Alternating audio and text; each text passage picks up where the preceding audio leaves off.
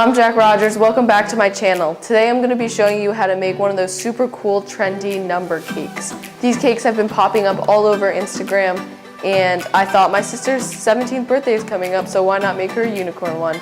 Let's get started.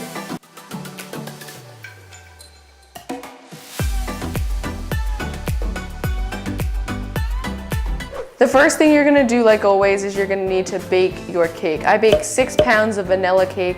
I used white food coloring just to get it a more white color because I didn't really want a yellow with all the bright colors that would be piped on top of it. I baked 2 sheet pans with 3 pounds in each.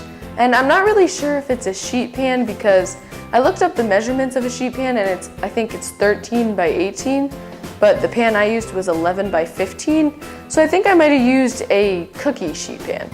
It worked out fine. All I did was remove them from their pans, and I didn't even have to level them because they bake flat. Once they were removed from their pans, I cut them in half because it's easier if I have each cake separate and then I'll just cut it out. Speaking of cutting out the cake, what you're going to need to do is you're going to need to create a template. I just wrote 1 and 7, made sure it filled the whole page and printed it, then cut it out, and then I use a serrated knife to trace it almost and just cut around the edges until it looks like the number. The cool thing about this is you can use whatever font. I use the font that pretty much all those numbers are in.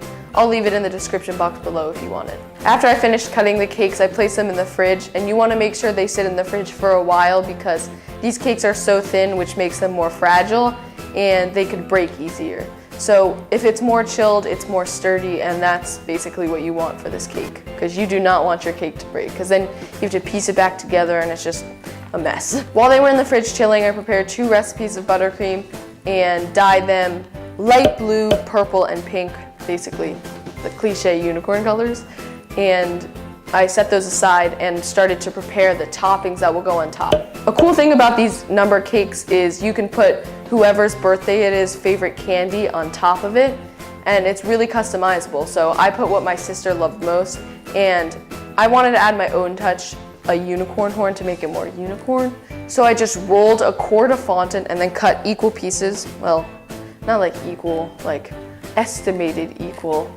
And then I rolled them out on my hand and then made sure it was thicker at the bottom and thinner at the top, and then took 2 and twisted them. This makes a unicorn horn. You're just going to let these set to the side till they dry a little, and then I painted them with gold luster dust. Gold luster dust is just a dust that you add with alcohol, and that's what I did. If you don't want to paint with alcohol, you can use lemon extract. All I did was I mixed a bit of luster dust and then a bit of alcohol. Once those were painted, I set them to the side and then I began to cut all my toppings. Originally, I was going to do white chocolate bar, Nilla wafers, regular vanilla wafers, Rice Krispie treats, and I think that's it. Except when I pulled the chocolate bar out of the package, it was a little rotten and not appetizing, so threw that out and I just grabbed some candy melts. And then the Nilla wafers were like more beige, not white, and I didn't really like how they looked, so I just didn't use those.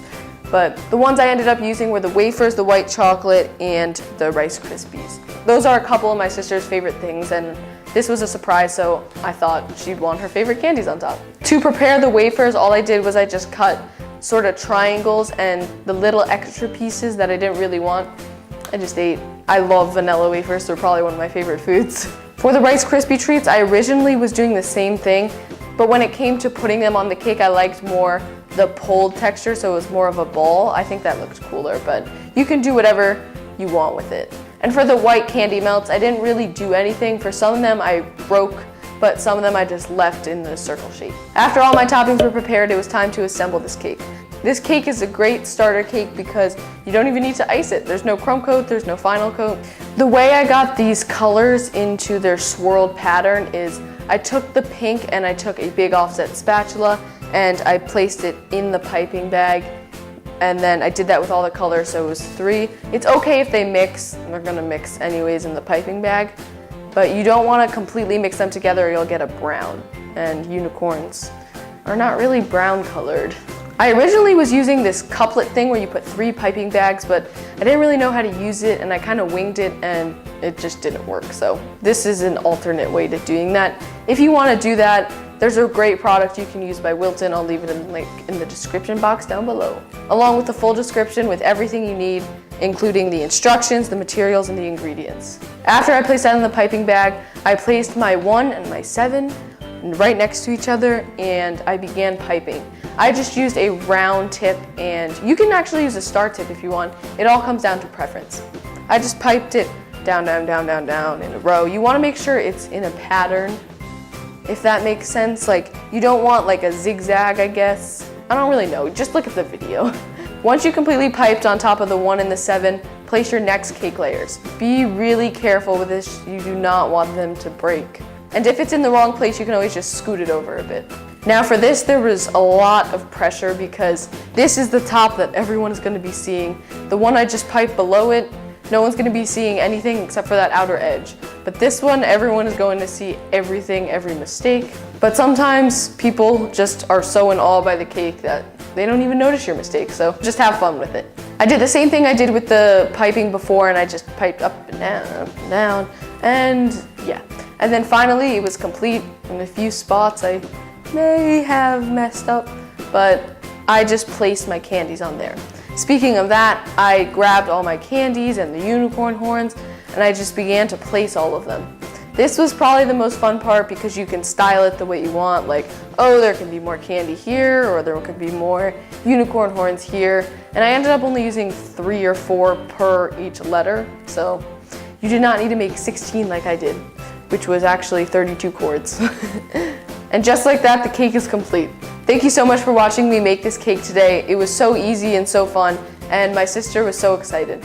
When it came to cutting this cake, I wasn't really sure what to do because it was already kind of cut, I guess, but I just cut a piece of the 7 off, and that was that. Everything you need is in the description box down below, along with my social media, the link to everything you need to know on how to make this cake, and a few other things I mentioned in this video. Don't forget to like this video and subscribe because next week I am making another cake for my sister because I wanted to make one for her birthday and then one for a brunch we're having. I'll see you next week. Thank you so much for watching.